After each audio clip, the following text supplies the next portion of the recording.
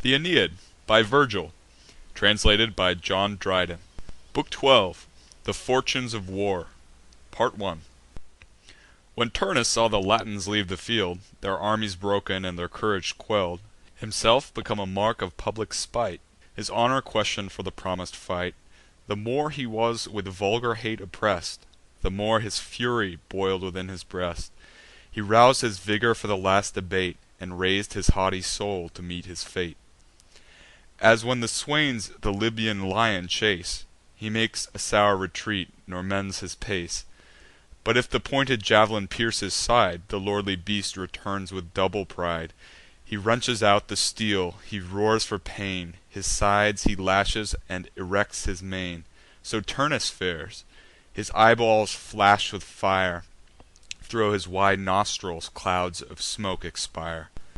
Trembling with rage, around the court he ran, at length approach'd the king, and thus began: "No more excuses or delays, I stand in arms prepar'd to combat hand to hand this base deserter of his native land. The Trojan by his word is bound to take the same conditions which himself did make. Renew the truce, the solemn rites prepare, and to my single virtue trust the war.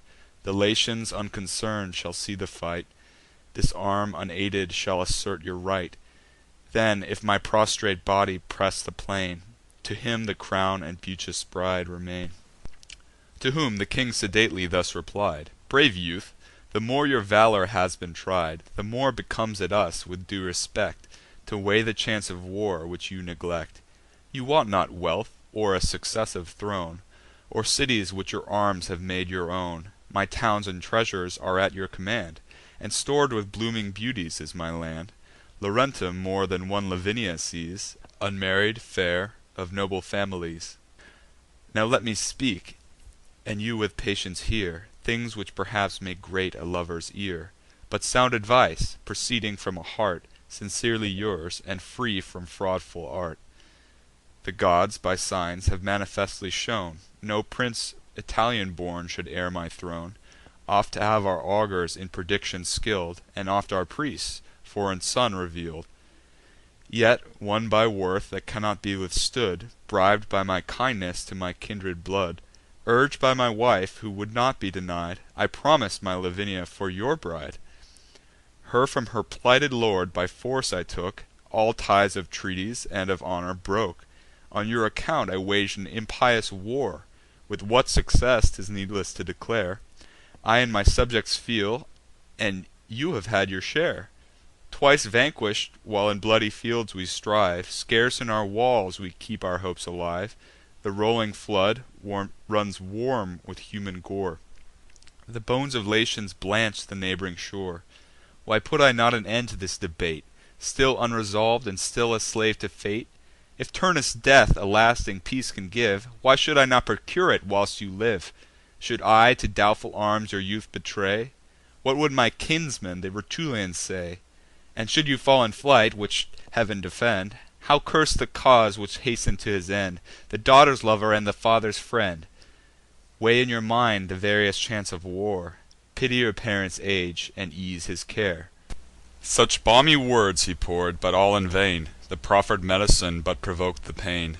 The wrathful youth, disdaining the relief, with intermitting sobs thus vents his grief: "The care, O best of fathers, which you take For my concerns, at my desire forsake.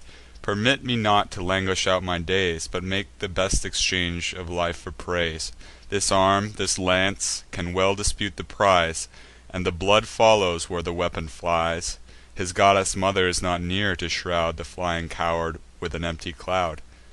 But now the queen, who fear'd for Turnus' life, And loath'd the hard conditions of the strife, Held him by force, and, dying in his death, In these sad accents gave her sorrow breath: "O Turnus, I adjure thee by these tears, And whatever price Amata's honour bears, Within thy breast, since thou art all my hope, My sickly mind's repose, my sinking age's prop, Since on the safety of thy life alone Depends Latinus and the Latian throne, refuse me not this one, this only prayer, To waive the combat and pursue the war.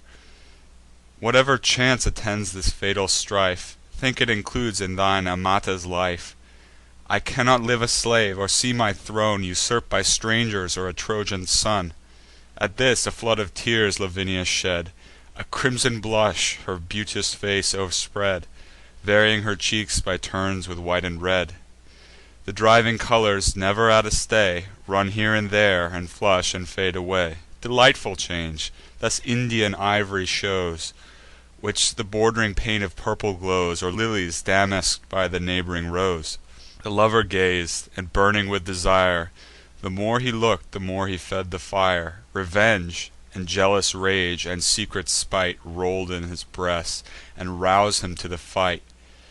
Then, fixing on the queen his ardent eyes, Firm to his first intent, he thus replies: "O mother, do not by your tears prepare Such boding omens, and prejudge the war. Resolv'd on fight, I am no longer free To shun my death, if Heav'n my death decree."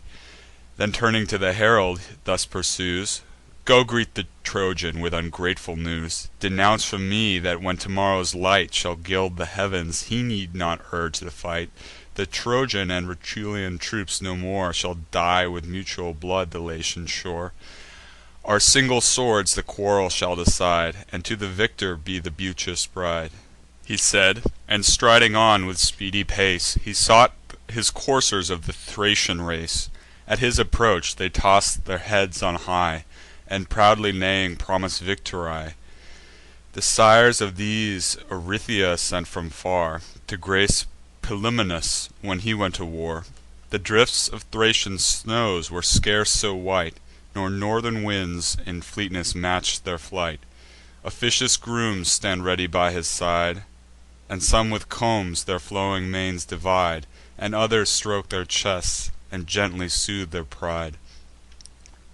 He sheath'd his limbs in arms, a temper'd mass Of golden metal those, and mountain brass. Then to his head his glitt'ring helm he tied, And girt his faithful falchion to his side. In his Aetnaean forge the god of fire That falchion labour'd to the hero's sire. Immortal keenness on the blade bestow'd, And plung'd it hissing in the Stygian flood. Propp'd on a pillar, which the ceiling bore, Was placed the lance Auruncan actor wore, Which with such force he brandish'd in his hand, The tough ash trembled like an osier wand.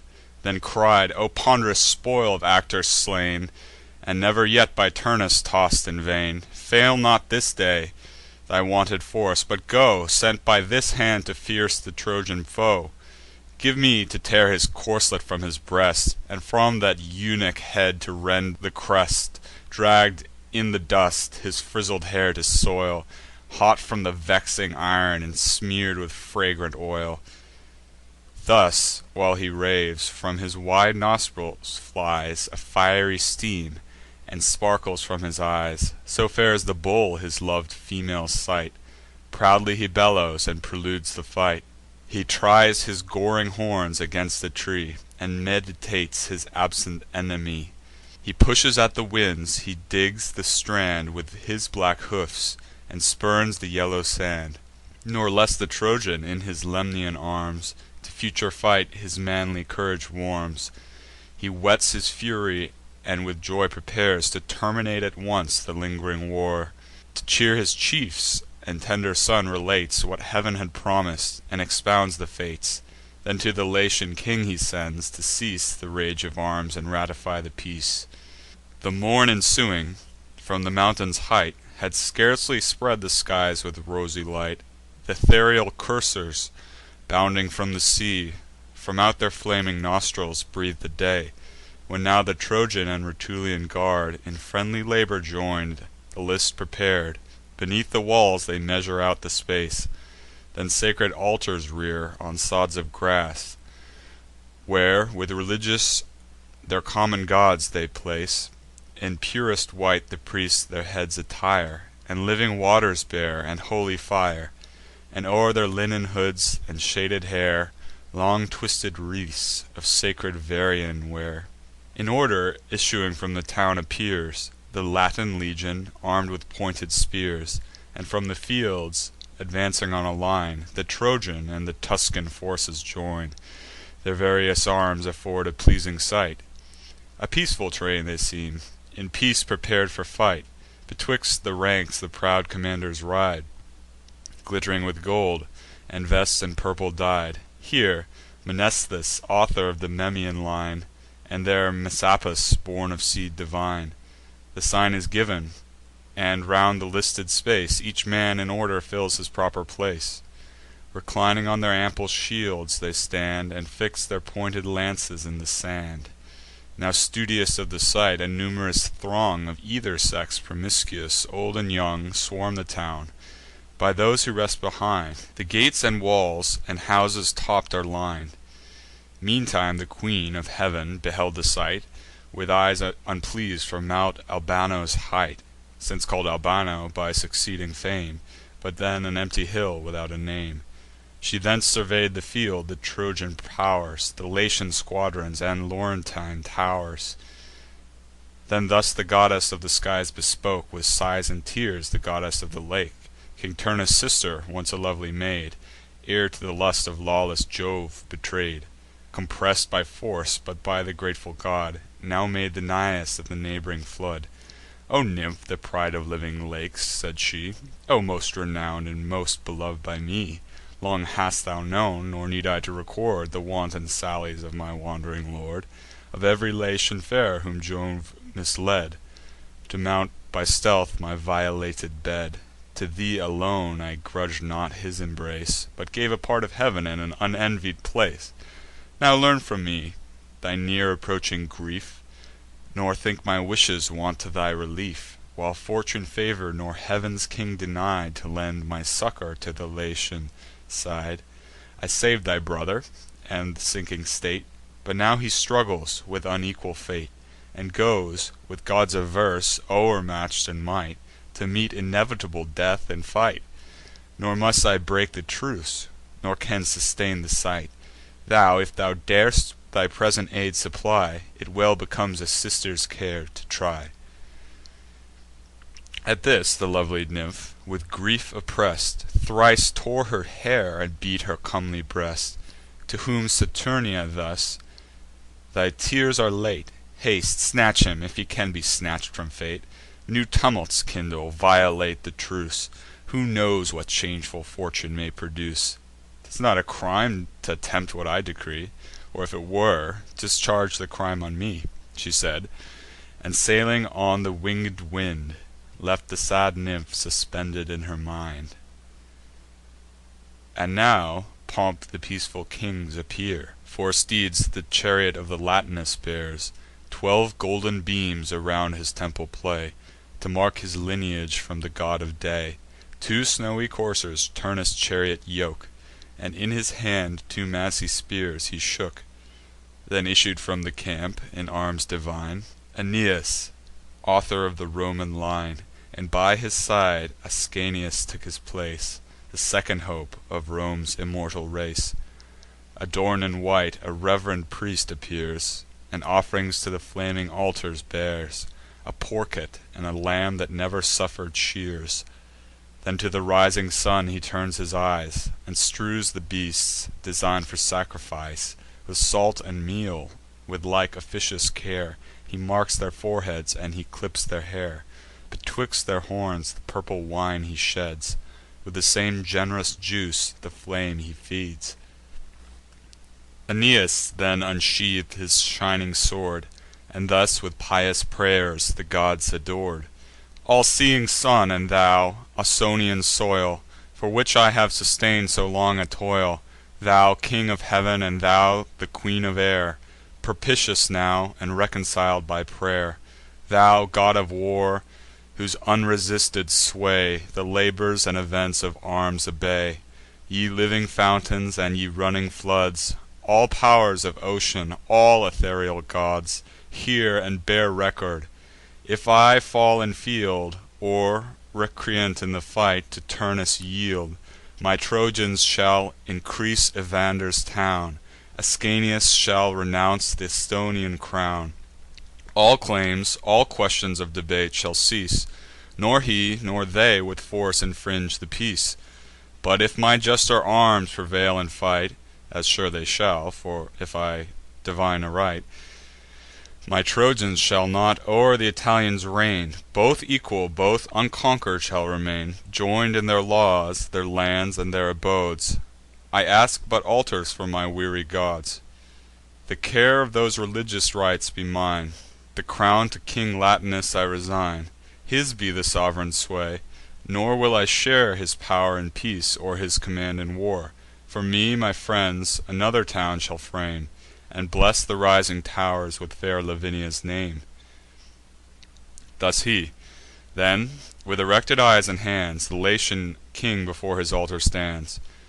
"By the same heav'n," said he, "and earth, and main, And all the pow'rs that all three contain; By hell below, and by that upper God, Whose thunder signs the peace, who seals it with his nod; So let Latona's double offspring hear, And double fronted Janus, what I swear. I touch the sacred altars, touch the flames, And all those pow'rs attest, and all their names. Whatever chance befall on either side, No term of time this union shall divide; No force, no fortune shall my vows unbind, Or shake the steadfast tenor of my mind. Not tho' the circling seas should break their bound, O'erflow the shores, or sap the solid ground; Not tho' the lamps of heav'n their spheres forsake, Hurl'd down and hissing in the nether lake; Ev'n as this royal scepter (for he bore a scepter of his hand) Shall never more shoot out in branches, or renew the birth; An orphan now, cut from the mother earth By the keen ax, dishonour'd of its hair, And cas'd in brass, for Latian kings to bear."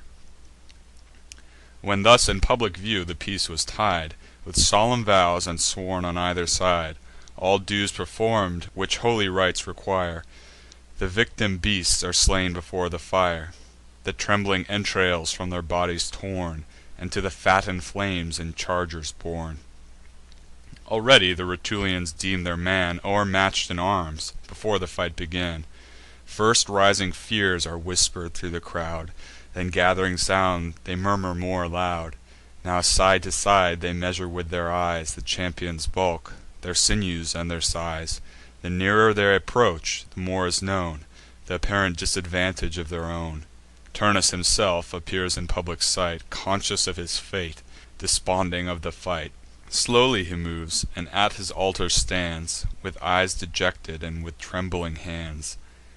And while he mutters undistinguish'd pray'rs, A livid deadness in his cheeks appears.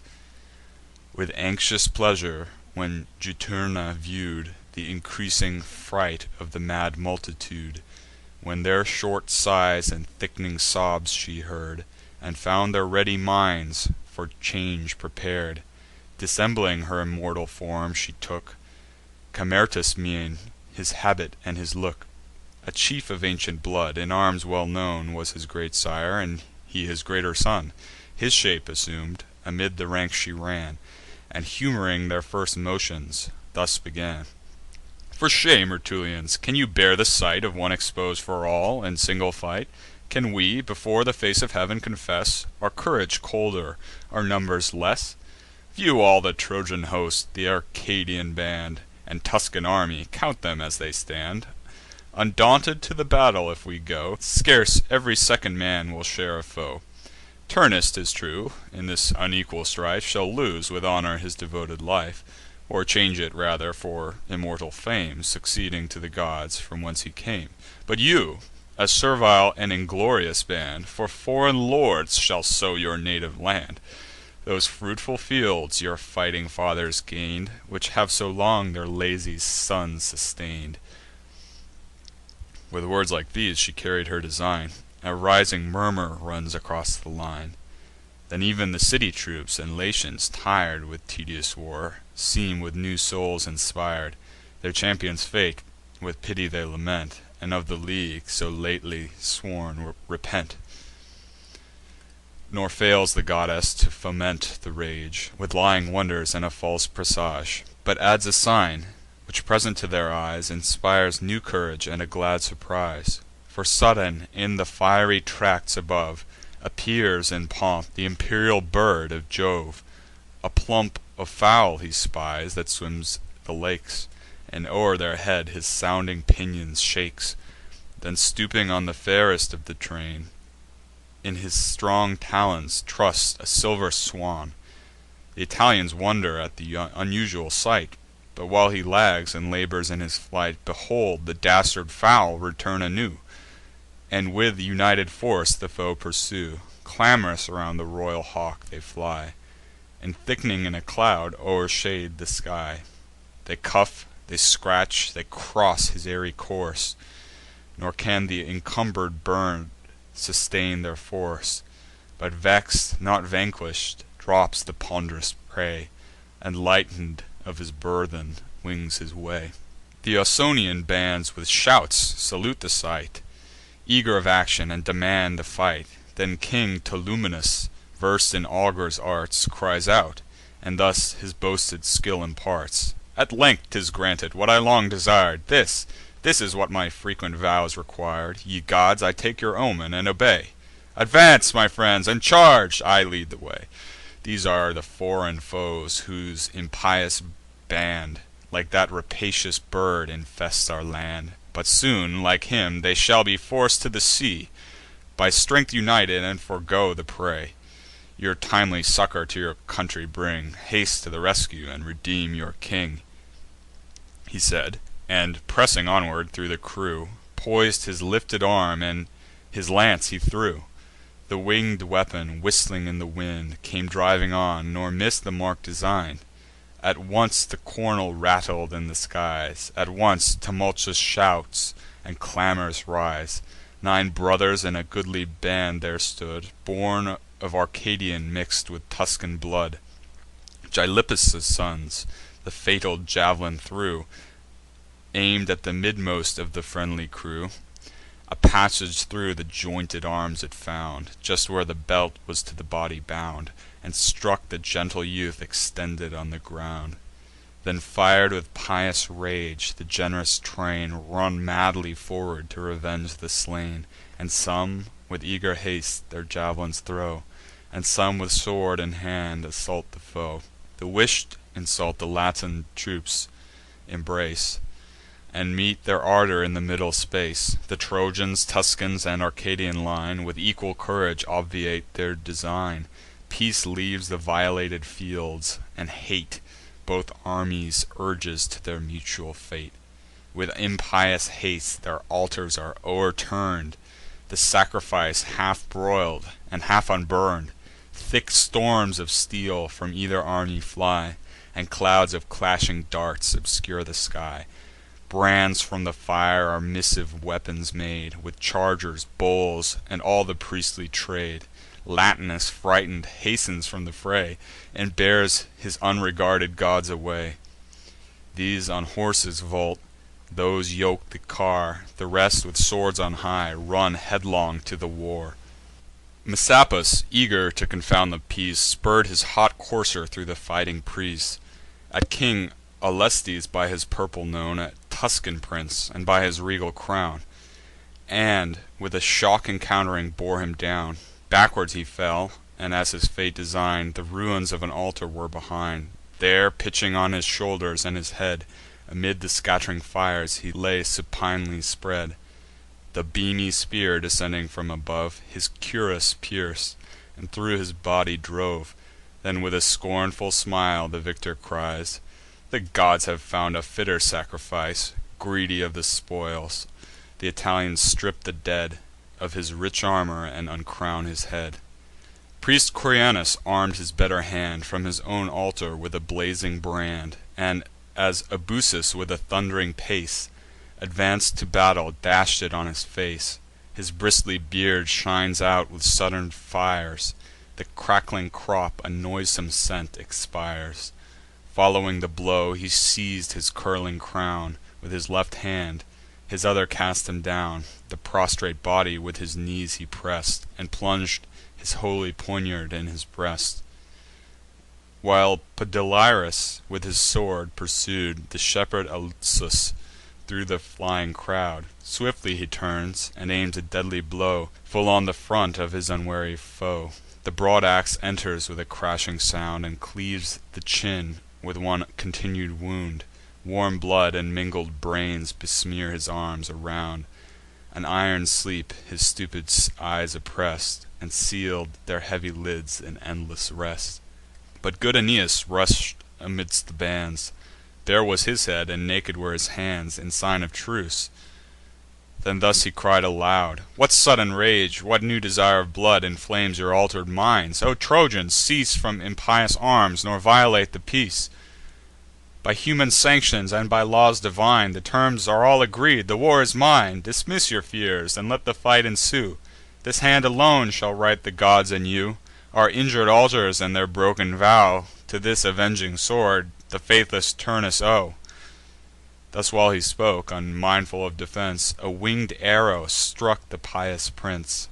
But whether from some human hand it came, or hostile god, is left unknown by fame. No human hand or hostile god was found, to boast the triumph of so base a wound. When Turnus saw the Trojan quit the plain, his chiefs dismay'd, his troops a fainting train, the unhop'd event his heighten'd soul inspires. At once his arms and coursers he requires; then with a leap his lofty chariot gains, and with a ready hand assumes the reins. He drives impetuous, and where'er he goes, he leaves behind a lane of slaughter'd foes. These his lance reaches; over those he rolls his rapid car, and crushes out their souls. In vain the vanquish'd fly; the victor sends the dead men's weapons at their living friends. Thus on the banks of Hebrus' freezing flood, the god of battles, in his angry mood, clashing his sword against his brazen shield, let loose the reins, and scours along the field. Before the wind his fiery coursers fly; groans the sad earth, resounds the rattling sky. Wrath, terror, treason, tumult, and despair, dire faces and deform'd, surround the car. Friends of the god, and followers of the war, with fury not unlike, nor less disdain, exulting Turnus flies along the plain.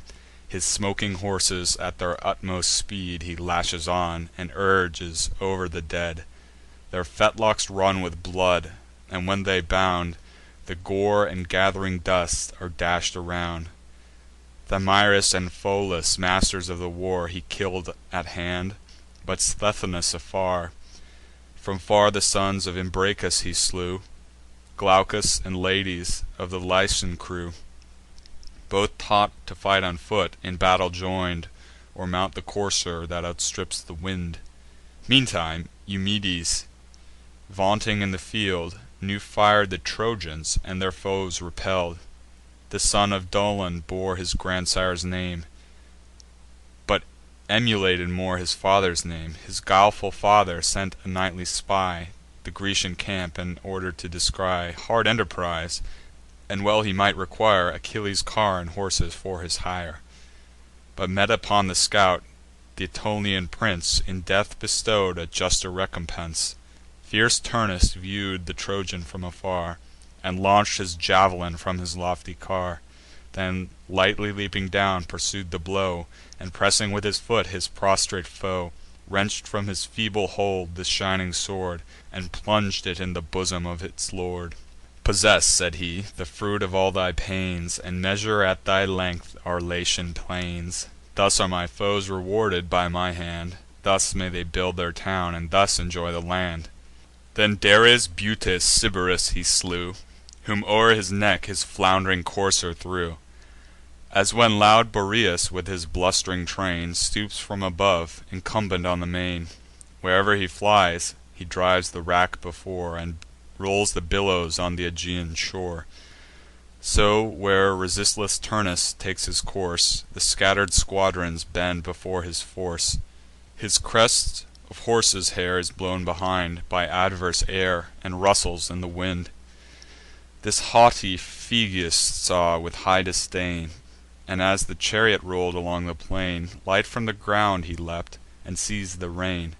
Thus hung in air, he still retain'd his hold, the coursers frighted, and their course controll'd. The lance of Turnus reach'd him as he hung, and pierc'd his plated arms, but pass'd along, and only razed the skin. He turn'd, and held against his threat'ning foe his ample shield. then call'd for aid. But, while he cried in vain, the chariot bore him backward on the plain. He lies revers'd; the victor king descends, And strikes so justly where his helmet ends, He lops his head. The Latian fields are drunk With streams that issue from the bleeding trunk. While he triumphs, and while the Trojans yield, The wounded prince is forc'd to leave the field. Strong Mnestheus and Aeneas often tried, And young Ascanius, weeping by his side, Conduct him to his tent. Scarce can he rear his limbs from the earth, Supported on his spear. Resolv'd in mind, regardless of the smart, He tugs with both his hands, and breaks the dart. The steel remains. No readier way he found to draw the weapon, Than to enlarge the wound. Eager of fight, impatient of delay, He begs, and his unwilling friends obey. Iapis was at hand to prove his art, Whose blooming youth so fir'd Apollo's heart, That for his love he proffer'd to bestow His tuneful harp, and his unerring bow. The pious youth, more studious how to save His aged sire, now sinking to the grave, Preferr'd the pow'rs of plants, and silent praise Of healing art, before Phoebean bays. Propp'd on his lance, the pensive hero stood, And heard and saw, unmov'd, the mourning crowd. The fam'd physician tuck'd his robes around With ready hands, and hastens to the wound. With gentle touches he performs his part, This way and that, soliciting the dart, And exercises all his heav'nly art. All soft'ning simples, known of sov'reign use, He presses out, and pours their noble juice. There first infus'd, to lenify the pain, He tugs with pincers, but he tugs in vain. Then to the patron of his art he pray'd; The patron of his art refus'd his aid. Meantime the war approaches to the tents. The alarm grows hotter, and the noise augments. The driving dust proclaims the danger near, And first their friends, and then their foes appear. Their friends retreat, their foes pursue the rear. The camp is fill'd with terror and affright. The hissing shafts within the trench alight. An undistinguish'd noise ascends the sky, The shouts those who kill, and the groans of those who die. But now the goddess mother, mov'd with grief, And pierc'd with pity, hastens her relief. A branch of healing dittany she brought, Which in the Cretan fields with care she sought. Rough is the stern which woolly leafs surround, The leafs with flowers, the flowers with purple crown'd. Well known to wounded goats, a sure relief, To draw the pointed steel, and ease the grief. This Venus brings, in clouds involv'd, And brews th' extracted liquor with ambrosian dews, And odorous panacee. Unseen she stands, temp'ring the mixture with her heav'nly hands, And pours it in a bowl, already crown'd With juice of medicinal herbs, prepar'd to bathe the wound. The leech, unknowing of superior art, Which aids the cure, with this foments the part, And in a moment ceas'd the raging smart. Stanch'd is the blood, and in the bottom stands The steel, but scarcely touch'd with tender hands, Moves up, and follows of its own accord, And health and vigour are at once restor'd. Iapis first perceiv'd the closing wound, And first the footsteps of a god he found. "Arms! arms!" he cries; "the sword and shield prepare, And send the willing chief renew'd to war. This is no mortal work, no cure of mine, Nor art's effect, but done by hands divine. Some god our gen'ral to the battle sends, Some god preserv'd his life for greater ends." The hero arms in haste; his hands infold His thighs with cuishes of refulgent gold. Inflam'd to the fight, and rushing to the field, That hand sustaining the celestial shield, This grips the lance, and with such vigour shakes, That to the rest the beamy weapon quakes. Then with a close embrace he strain'd his son, And kissing thro' his helmet thus began: "My son, from my example learn the war, In camps to suffer, and in fields to dare. But happier chance than mine attends thy care. This day my hand thy tender age shall shield, And crowns with honour of the conquer'd field. Thou, when thy riper years send thee forth To toils of war, be mindful of my worth. Assert thy birthright, and in arms be known for Hector's nephew and Aeneas' son," he said, and striding issued on the plain. Antaeus and Mnestheus and a num'rous train attend his steps; the rest their weapons take, and crowding to the field, their camps forsake. A cloud of blinding dust is rais'd around, labours beneath their feet the trembling ground. Now Turnus, posted on a hill, from far beheld the progress of the moving war. With him the Latins view'd the cover'd plains, and the chill blood ran backwards in their veins. Juturna saw th' advancing troops appear, and heard the hostile sound, and fled for fear. Aeneas leads, and draws a sweeping train, clos'd in their ranks, and pouring on the plain, as when a whirlwind, rushing to the shore from the mid-ocean, drives the waves before. The painful hind with heavy heart foresees the flatted fields and slaughter of the trees. With like impetuous rage the prince appears before his doubled front, nor less destruction bears. And now both armies shock in open field. Osiris is by strong Thymbraeus kill'd. Archytas, Ufens, Epulon are slain, all fam'd in arms, and of the Latian train, by Gyas, Mnestheus, and Achates' hand. The fatal augur falls, by whose command the truce was broken, and whose lance embrued with Trojan blood th' unhappy fight renew'd. Loud shouts and clamours rend the liquid sky, and o'er the field frighted Latins fly. The prince disdains the dastards to pursue, nor moves to meet in arms the fighting few. Turnus alone, amid the dusky plain, he seeks, and to the combat calls in vain. Juturna heard, and seiz'd with mortal fear, forc'd from the beam her brother's charioteer, assumes his shape, his armor, and his mien, and like Metiscus in his seat is seen. End of Book 12, Part 1. Book 12. The Fortunes of War, Part 2. As the black swallows near the palace plies, o'er empty courts and under arches flies, now hawks aloft, now skims along the flood, to furnish her loquacious nest with food, so drives the rapid goddess over the plains. The smoking horses run with loosen'd reins; she steers a various course among the foes. Now here, now there, her conqu'ring brother shows; now with a straight, now with a wheeling flight, she turns and bends, but shuns the single fight.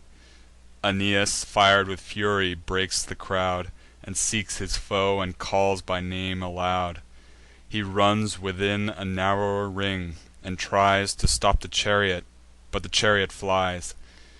If he but gain a glimpse, Juturna fears, and far away the Daunian hero bears. What should he do? Nor arts nor arms avail, and various cares in vain his mind assail. The great Messapus, thund'ring thro' the field, in his left hand 2 pointed jav'lins held. Encount'ring on the prince, one dart he drew, and with unerring aim and utmost vigour threw. Aeneas saw it come, and stooping low, beneath his buckler shunn'd the threat'ning blow. The weapon hiss'd above his head, and tore the waving plume which on his helm he wore. Forc'd by this hostile act, and fir'd with spite, that flying Turnus still declin'd the fight. The prince, whose piety had long repell'd his inborn ardour, now invades the field, invokes the powers of violated peace, their rites and injur'd altars to redress. Then, to his rage abandoning the rein, with blood and slaughter'd bodies fills the plain. What god can tell, what numbers can display the various labours of that fatal day? What chiefs and champions fell on either side, in combat slain, or by what deaths they died? Whom Turnus, whom the Trojan hero kill'd, who shar'd the fame and fortune of the field. Jove, couldst thou view, and not avert thy sight, 2 jarring nations join'd in cruel fight, whom leagues of lasting love so shortly shall unite? Aeneas first Rutulian Sucro found, whose valour made the Trojans quit the ground. Betwixt his ribs the jav'lin drove, so just it reach'd his heart, nor needs a second thrust. Now Turnus at 2 blows 2 brethren slew. First from his horse fierce Amycus he threw, then, leaping on the ground, on foot assail'd Diores, and in equal fight prevail'd. Their lifeless trunks he leaves upon the place, their heads, distilling gore, his chariot grace. 3 cold on earth the Trojan hero threw, whom without respite at one charge he threw. Cethegus, Tanius, Tagus, fell oppress'd, and sad Onythes added to the rest Of Theban blood, whom Peridia bore. Turnus, 2 brothers from the Lycian shore, And from Apollo's fane to battle sent, Overthrew, nor Phoebus could their fate prevent. Peaceful Menothes after these he kill'd, Who long had shunn'd the dangers of the field. On Lerna's lake a silent life he led, And with his nets and angle earn'd his bread. Nor pompous cares nor palaces he knew, But wisely from th' infectious world withdrew. Poor was his house; his father's painful hand Discharg'd his rent, and plow'd another's land. As flames along the lofty woods are thrown On diff'rent sides, and both by winds are blown, The laurels crackle in the sputtering fire, The frightened sylvans from their shades retire. Or as 2 neighb'ring torrents fall from the sky, Rapid they run, the foamy waters fry. They roll to the sea with unresisted force, And down the rocks precipitate their course. Not with less rage the rival heroes take Their diff'rent ways, nor less destruction make. With spears afar, with swords at hand they strike, And zeal of slaughter fires their souls alike. Like them, their dauntless men maintain the field, And hearts are pierc'd, unknowing how to yield. They blow for blow return, and wound for wound, And heaps of bodies raze the level ground. Murranus, boasting of his blood, that springs From a long royal race of Latian kings, Is by the Trojan from his chariot thrown, Crush'd with the weight of an unwieldy stone. Betwixt the wheels he fell; the wheels that bore His living load his dying body tore. His starting steeds, to shun the glitt'ring sword, Paw down his trampled limbs, forgetful of their lord. Fierce Hyllus threaten'd high, and face to face Affronted Turnus in the middle space. The prince encounter'd him in full career, And at his temples aim'd the deadly spear. So fatally the flying weapon sped, That thro' his helmet pierc'd his head. Nor Cisseus could escape from Turnus' hand, In vain the strongest of th' Arcadian band. Nor to Capentus could his gods afford, Availing against th' Aenean sword, Which to his naked heart pursued the course; Nor could his plated shield sustain the force. Iolaus fell, whom not the Grecian pow'rs, Nor great subverter of the Trojan tow'rs, Were doom'd to kill, while Heav'n prolong'd his date. But who can pass the bounds prefix'd by fate? In high Lyrnessus and in Troy he held 2 palaces, and was from each expell'd. Of all the mighty man, the last remains, A little spot of foreign earth contains. And now both hosts their broken troops unite In equal ranks, and mix in mortal fight. Seresthus and undaunted Mnestheus join The Trojan, Tuscan, and Arcadian line. Sea-born Messapus with Aeneas heads The Latin squadrons, and to battle leads. They strike, they push, they throng the scanty space, Resolv'd on death, impatient of disgrace. And where one falls, another fills his place. The Cyprian goddess now inspires her son To leave th' unfinish'd fight, and storm the town.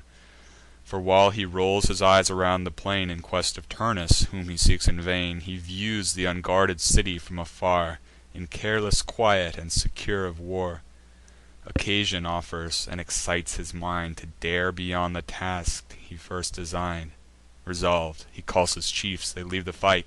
Attended thus, he takes a neighb'ring height. The crowding troops about their general stand, All under arms, and wait his high command. Then thus the lofty prince: "Hear and obey, ye Trojan bands, without the least delay. Jove is with us, and what I have decreed Requires our utmost vigour and our speed. Your instant arms against the town prepare, The source of mischief, and the seat of war. This day the Latian tow'rs that mate the sky Shall level with the plain in ashes lie. The people shall be slaves, unless in their time They kneel for pardon, and repent their crime. Twice have our foes been vanquish'd on the plain. Then shall I wait till Turnus will be slain? Your force against the perjur'd city bend. There it began, and there the war shall end. The peace profan'd our rightful arms requires. Cleanse the polluted place with purging fires. He finish'd, and one soul inspiring all, Form'd in a wedge, the foot approach'd the wall. Without the town, an unprovided train Of gaping, gazing citizens are slain.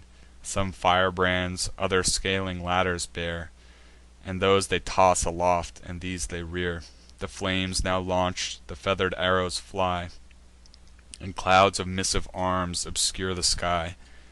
Advancing to the front, the hero stands, And stretching out to heav'n his pious hands, Attests the gods, asserts his innocence, Upbraids with breach of faith th' Ausonian prince, Declares the royal honour doubly stain'd, And twice the rites of holy peace profan'd. Dissenting clamours in the town arise; Each will be heard, and all at once advise. One part for peace, one for war contends. Some would exclude their foes, and some admit their friends. The helpless king is hurried in the throng, And, whatever the tide prevails, is borne along. Thus, when the swain within a hollow rock Invades the bees with suffocating smoke, They run around, or labour on their wings, Disus'd to flight, and shoot their sleepy stings. To shun the bitter fumes in vain they try; Black vapours issuing from the vent involve the sky. But fate and envious fortune now prepare To plunge the Latins in the last despair. The queen, who saw the foes invade the town, And brands on top of burning houses thrown, Casts round her eyes, distracted with her fear. No troops of Turnus in the field appear. Once more she stares abroad, but still in vain, And then concludes the royal youth is slain. Mad with her anguish, impotent to bear The mighty grief, she loathes the vital air. She calls herself the cause of all this ill, And owns the dire effects of her ungovern'd will. She raves against the gods, she beats her breast, She tears with both her hands her purple vest. Then round a beam a running noose she tied, And, fasten'd by the neck, obscenely died. Soon as the fatal news by fame was blown, And to her dames and to her daughter known, The sad Lavinia rends her yellow hair And rosy cheeks; the rest her sorrows share. With shrieks the palace rings, and madness of despair. The spreading rumour fills the public place; Confusion, fear, distraction, and disgrace, And silent shame, are seen in every face. Latinus tears his garments as he goes, Both for his public and his private woes. With filth his venerable beard besmears, And sordid dust deforms his silver hairs. And much he blames the softness of his mind, Obnoxious to the charms of womankind, And soon seduced to change what he so well design'd, To break the solemn league so long desir'd, Nor finish what his fates and those of Troy requir'd. Now Turnus rolls aloof o'er empty plains, And here and there some struggling foes he gleans.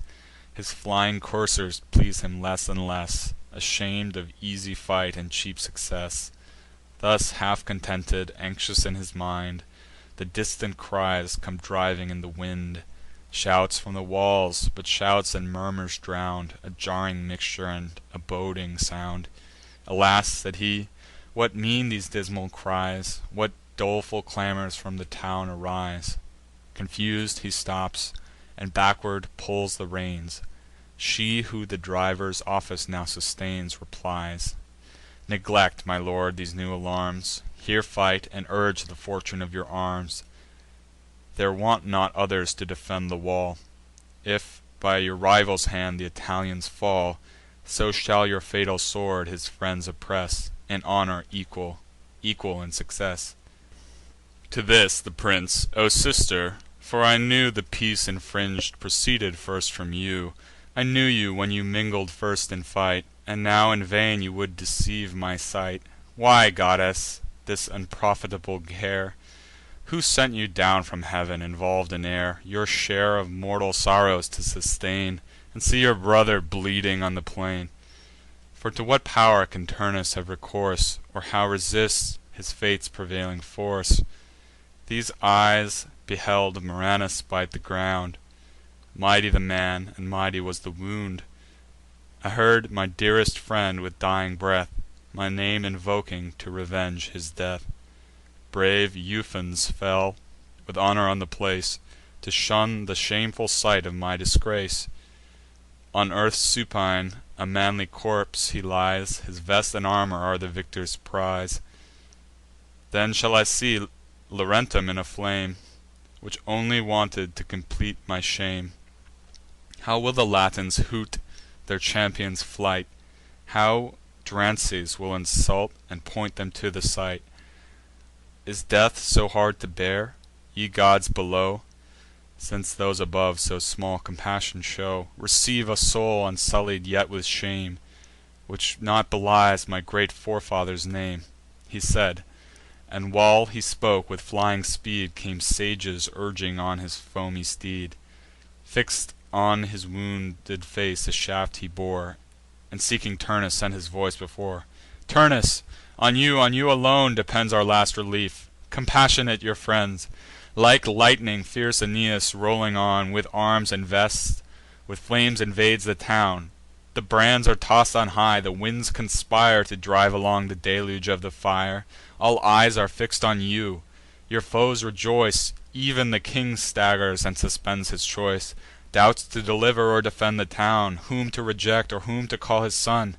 The queen, on whom your utmost hopes were placed, herself suborning death, has breathed her last. 'Tis true, Messapus, fearless of his fate, with fierce Atinas' aid, defends the gate. On ev'ry side surrounded by the foe, the more they kill, the greater numbers grow. An iron harvest mounts, and still remains to mow. You, far aloof from your forsaken bands, your rolling chariot drive over empty. Stupid he sate, his eyes on death declin'd, and various cares revolving in his mind, rage boiling from the bottom of his heart, and sorrow mix'd with shame his soul oppress'd, and conscious worth lay labouring in his thought, and love by jealousy to madness wrought. By slow degrees his reason drove away the mists of passion, and resum'd her sway. Then rising on his car, he turn'd his look, and saw the town involv'd in fire and smoke. A wooden tow'r, with flames already blazed, which his own hands on beams and rafters raised, and bridges laid above to join the space, and wheels below to roll from place to place. Sister, the fates have vanquish'd, let us go the way which heav'n and my hard fortune show. The fight is fix'd, nor shall the branded name of a base coward blot your brother's fame. Death is my choice, but suffer me to try my force, and vent my rage before I die, he said, and, leaping down without delay, through crowds of scatter'd foes he freed his way. Striding he pass'd, impetuous as the wind, and left the grieving goddess far behind. As when a fragment from a mountain torn by raging tempests, or by torrents borne, or sapp'd by time, or loos'd from the roots, prone through the void the rocky ruin shoots, rolling from crag to crag, from steep to steep, down sink at once the shepherds and their sheep. Involv'd alike they rush to nether ground, stunn'd with the shock they fall, and stunn'd from earth rebound. So Turnus, hasting headlong into town, should'ring and shoving, bore the squadrons down. Still pressing onwards to the wall he drew, where shafts and spears and darts promiscuous flew, and sanguine streams the slippery ground embrue. First stretching out his arm in sign of peace, he cries aloud to make the combat cease. Rutulians, hold, and Latin troops retire. The fight is mine, and me the gods require. 'Tis just that I should vindicate alone the broken truce, or for the breach atone. This day shall free from wars the Ausonian state, or finish my misfortunes in my fate." Both armies from their bloody work desist, and bearing backwards form a spacious list. The Trojan hero, who receiv'd from fame the welcome sound, and heard the champion's name, soon leaves the taken works and mounted walls. Greedy of war, where the greater glory calls, he springs to fight, exulting in his force. His jointed armour rattles in the course; like Eryx, or like Athos, great he shows, or Father Apennine, when, white with snows, his head divine obscure in clouds he hides, and shakes the sounding forest on his sides. The nations, overaw'd, surcease the fight; immovable their bodies, fix'd their sight. Ev'n death stands still, nor from above they throw their darts, nor drive their batt'ring rams below. In silent order either army stands, and drop their swords unknowing from their hands. Th' Ausonian king beholds, with wond'ring sight, two mighty champions match'd in single fight, born under climes remote, and brought by fate with swords to try their titles to the state. Now, in clos'd field, each other from afar they view, and, rushing on, begin the war. They launch their spears, then hand to hand they meet; the trembling soil resounds beneath their feet.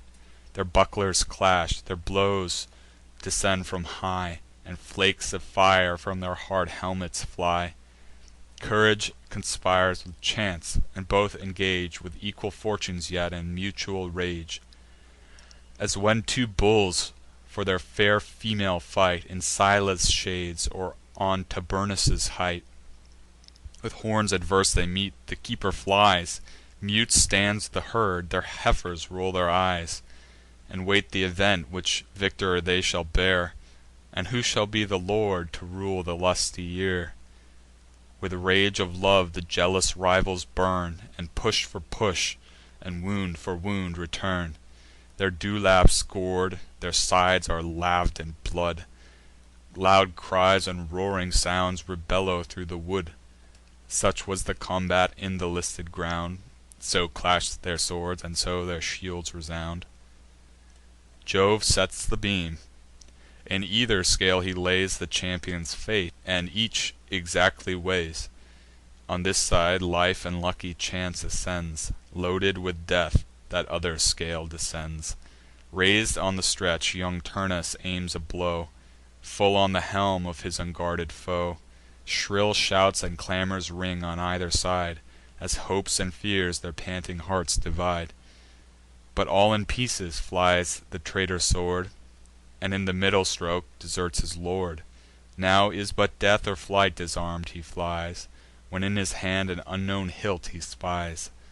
Fame says that Turnus, when his steeds he join'd hurrying to war, disorder'd in his mind, snatch'd the first weapon which his haste could find. 'Twas not the fated sword his father bore, but that his charioteer Metiscus wore. This, while the Trojans fled, the toughness held, but vain against the great Vulcanian shield. The mortal temper'd steel deceiv'd his hand; the shiver'd fragments shone amid the sand. Surpris'd with fear, he fled along the field, and now forthright, and now in orbits wheel'd. For here the Trojan troops the lists surround, and there the pass is clos'd with pools and marshy ground. Aeneas hastens, tho' with heavier pace; his wound, so newly knit, retards the chase, and oft his trembling knees their aid refuse. Yet, pressing foot by foot, his foe pursues.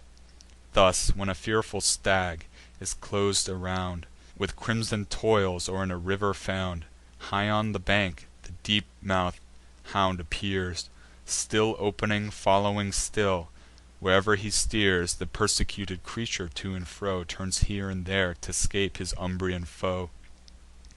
Steep is th' ascent, and if he gains the land, the purple death is pitch'd along the strand. His eager foe, determin'd to the chase, stretch'd at his length, gains ground at every pace. Now to his balmy head he makes his way, and now he holds, or thinks he holds, his prey. Just at the pitch the stag springs out with fear; he bites the wind, and fills his sounding jaws with air. The rocks, the lakes, the meadows ring with cries. The mortal tumult mounts, and thunders in the skies. Thus flies the Daunian prince, and flying blames his tardy troops, calling by their names, demands his trusty sword. The Trojan threats the realm with ruin, and their ancient seats to lay in ashes, if they dare supply with arms or aid his vanquish'd enemy. Thus menacing, he still pursues the course with vigor, tho' diminish'd of his force. 10 times already the listed place one chief had fled, and the other given chase. No trivial prize is play'd, for on the life or death of Turnus now depends the strife. Within the space an olive tree had stood, a sacred shade, a venerable wood, for vows to Faunus paid, the Latins' guardian god. Here hung the vests, and tablets were engrav'd of sinking mariners from shipwreck sav'd. With heedless hands the Trojans fell'd the tree, to make the ground enclos'd for combat free. Deep in the root, whether by fate, or chance, or erring haste, the Trojan drove his lance; then stoop'd and tugg'd with force immense to free th' encumber'd spear from the tenacious tree. That whom his fainting limbs pursued in vain, his flying weapon might from far attain. Confus'd with fear, bereft of human aid, then Turnus to the gods, and first to Faunus pray'd: "O Faunus, pity! And thou, Mother Earth, where I, thy foster son, receiv'd my birth, hold fast the steel, if my religious hand your plant has honour'd, which your foes profan'd. Propitious hear my pray'rs," he said, nor with successless vows invoked their aid. The incumbent hero wrench'd, and pull'd, and strain'd, but still the stubborn earth the steel detain'd. Juturna took her time, and, while in vain he strove, assum'd Meticus' form again, and in that imitated shape restor'd the despairing prince his Daunian sword. The queen of love, who with disdain and grief saw the bold nymph afford this prompt relief, to assert her offspring with a greater deed, from the tough root of the ling'ring weapon freed. Once more erect, the rival chiefs advance; one trusts the sword, the other the pointed lance, and both resolv'd alike to try their fatal chance. Meantime imperial Jove to Juno speak, who from a shining cloud beheld the shock: "What new arrest, O Queen of Heav'n, is sent to stop the Fates now lab'ring in th' event? What farther hopes are left thee to pursue? Divine Aeneas (and thou knows it too) foredoom'd to these celestial seats are due. What more attempts for Turnus can be made, That thus thou linger'st in this lonely shade? Is it becoming of the due respect And awful honour of a god elect, A wound unworthy of our state to feel, Patient of human hands and earthly steel?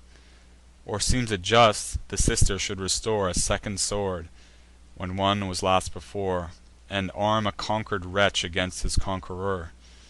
For what, without thy knowledge and avow, nay more, Thy dictate durst Juturna do? At last, in deference to my love, forbear To lodge within thy soul this anxious care; Reclin'd upon my breast, thy grief unload. Who should relieve the goddess, but the god? Now all things to their utmost issue tend, Push'd by the Fates to their appointed, while leave was giv'n thee, and a lawful hour For vengeance, wrath, and unresisted pow'r. Toss'd on the seas, thou couldst thy foes distress, And, driv'n ashore, with hostile arms oppress, Deform the royal house, and from the side Of the just bridegroom tear the plighted bride. Now cease at my command, the Thund'rer said, And with dejected eyes this answer Juno made: "Because your dread decree too well I knew, From Turnus and from earth unwilling I withdrew. Else should you not behold me here alone, Involv'd in empty clouds, my friends bemoan, But girt with vengeful flames, in open sight, Engag'd against my foes in mortal fight. 'Tis true, Juturna mingled in the strife, By my command, to save her brother's life, At least to try; but, by the Stygian lake (The most religious oath the gods can take), With this restriction, not to bend the bow, Or toss the spear, or trembling dart to throw. And now, resign'd to your superior might, And tir'd with fruitless toils, I loathe the fight. This let me beg, and this no fates withstand, Both for myself and for your father's land, That, when the nuptial bed shall bind the peace, Which I, since you ordain, consent to bless, The laws of either nation be the same, But let the Latins still retain their name, Speak the same language which they spoke before, Wear the same habits which their grandsires wore. Call them not Trojans; perish the renown and name of Troy, with that detested town. Latium be Latium still; let Alba reign, And Rome's immortal majesty remain. Then thus the founder of mankind replies: Unruffled was his front, serene his eyes. Can Saturn's issue, and heav'n's other heir, Such endless anger in her bosom bear? Be mistress, and your full desires obtain; But quench the choler you foment in vain. From ancient blood th' Ausonian people sprung, Shall keep their name, their habit, and their tongue. The Trojans to their customs shall be tied; I will myself their common rites provide. The natives shall command, the foreigners subside. All shall be Latium, Troy without a name, And her lost sons forget from whence they came. From blood so mix'd a pious race shall flow, Equal to gods, excelling all below. No nation more respect to you shall pay, Or greater off'rings on your altars lay. Juno consents, well pleas'd that her desires Had found success, and from the cloud retires. The peace thus made, the Thund'rer next prepares To force the watery goddess from the wars. Deep in the dismal regions void of light, 3 daughters at a birth were born to night. These their brown mother, brooding on her care, Endued with windy wings to flit in air, With serpents girt alike, and crown'd with hissing hair. In heav'n the Dirae call'd, and still at hand, Before the throne of angry Jove they stand, His ministers of wrath, and ready still The minds of mortal men with fears to fill.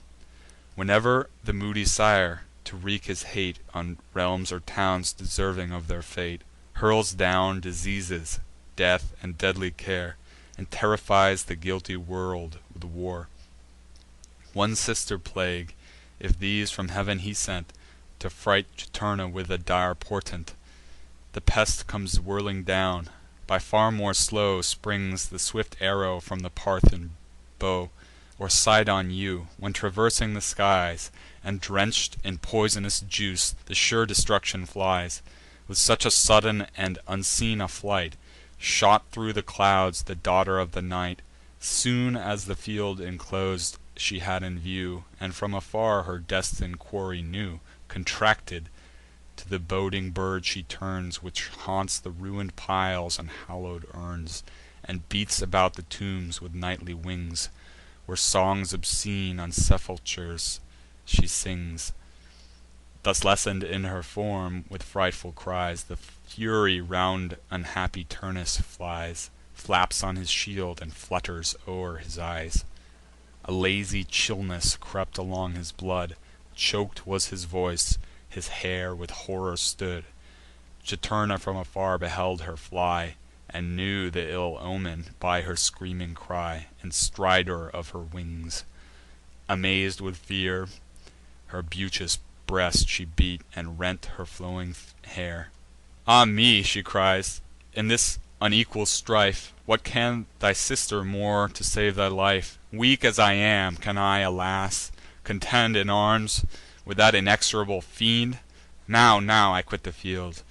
Forbear to fright My tender soul, ye baleful birds of night. The lashing of your wings I know too well, The sounding flight, and funeral screams of hell. These are the gifts you bring from haughty Jove, The worthy recompense of my ravish'd love. Did he for this exempt my life from fate? O hard conditions of immortal state! Tho' born to death, not privileg'd to die, But forc'd to bear impos'd eternity, Take back your envious bribes, and let me go, Companion to my brother's ghost below. The joys are vanish'd; nothing now remains Of life immortal, but immortal pains. What earth will open her devouring womb, to rest a weary goddess in the tomb? She drew a length of sighs, nor more she said, But in her azure mantle wrapp'd her head; Then plung'd into her stream with a deep despair, And her last sobs came bubbling up in air. Now stern Aeneas his weighty spear against his foe, and thus upbraids his fear: "What farther subterfuge can Turnus find? What empty hopes are harbor'd in his mind? 'Tis not thy swiftness can secure thy flight, Nor with their feet, but hands, the valiant fight. Vary thy shape in thousand forms, and dare What skill and courage can attempt in war. Wish for the wings of winds to mount the sky, Or hid within the hollow earth to lie." The champion shook his head, and made this short reply: "No threats of thine my manly mind can move; 'Tis hostile Heav'n I dread, and partial Jove." He said no more, but with a sigh repress'd The mighty sorrow in his swelling breast. Then, as he roll'd his troubled eyes around, An antique stone he saw, the common bound Of neighb'ring fields, and barrier of the ground, So vast, that 12 strong men of modern days Th' enormous weight from earth could hardly raise. He heav'd it at a lift, and, pois'd on high, Ran stagg'ring on his enemy, but so Disorder'd, that he scarcely knew His way, or what unwieldly weight he threw. His knocking knees are bent beneath the load, And shiv'ring cold congeals his vital blood. The stone drops from his arms, and, falling short For want of vigour, mocks his vain effort. And, as when a heavy sleep has clos'd the sight, The sickly fancy labours in the night, We seem to run, and, destitute of force, Our sinking limbs forsake us in the course.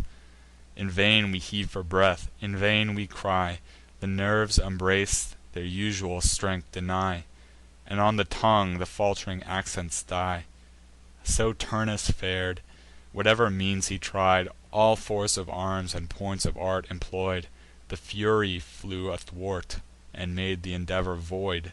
A thousand various thoughts his soul confound; He started about, nor aid nor issue found. His own men stop the pass, and his own walls surround.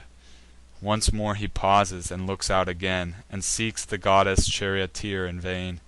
Trembling he views the thund'ring chief advance, And, brandishing aloft the deadly lance, Amaz'd he cowers beneath the conqu'ring foe, Forgets to ward, and waits the coming blow. Astonish'd while he stands, and fix'd with fear, Aim'd at his shield, he sees th' impending spear. The hero measur'd first, with narrow view, The destin'd mark, and, rising as he threw, With its full swing the fatal weapon flew. Not with less rage the rattling thunder falls, Or stones from batt'ring engines break the walls. Swift as a whirlwind, from an arm so strong The lance drove on, and bore the death along. Not could his sevenfold shield the prince avail, Nor aught beneath his arms the coat of mail. It pierc'd thro' all, and with a grisly wound Transfix'd his thigh, and doubled him to ground. With groans the Latins rend the vaulted sky; Woods, hills, and valleys to the voice reply. Now low on earth the lofty chief is laid, And with eyes cast upward, and with arms display'd, And recreant, thus to the proud victor pray'd: "I know my death deserv'd, nor hope to live. Use what the gods and thy good fortune give. Yet think, O think, if mercy may be shown! Thou hadst a father once, and hast a son: Pity my sire, now sinking to the grave, And for Anchises' sake old Daunus save. Or, if thy vow'd revenge pursue my death, Give to my friends my body void of breath. The Latian chiefs have seen me beg my life; Thine is the conquest, thine the royal wife. Against a yielded man 'tis mean ignoble strife." In deep suspense the Trojan seem'd to stand, And, just prepar'd to strike, repress'd his hand. He roll'd his eyes, and ev'ry moment felt His manly soul with more compassion melt, When, casting down a casual glance, he spied The golden belt that glitter'd on his side. The fatal spoils which haughty Turnus tore from dying Pallas, and in triumph wore. Then, rous'd anew to wrath, he loudly cries; Flames, while he spoke, came flashing from his eyes. "Traitor! dost thou to grace pretend, Clad as thou art in trophies of my friend? To his sad soul a grateful off'ring go; 'Tis Pallas gives this deadly blow." He rais'd his arm aloft, and, at the word, Deep in his bosom drove the shining sword. The streaming blood distain'd his arms around, And the disdainful soul came rushing thro' the wound. Book 12. End of the Aeneid, by Virgil, translated by John Dryden.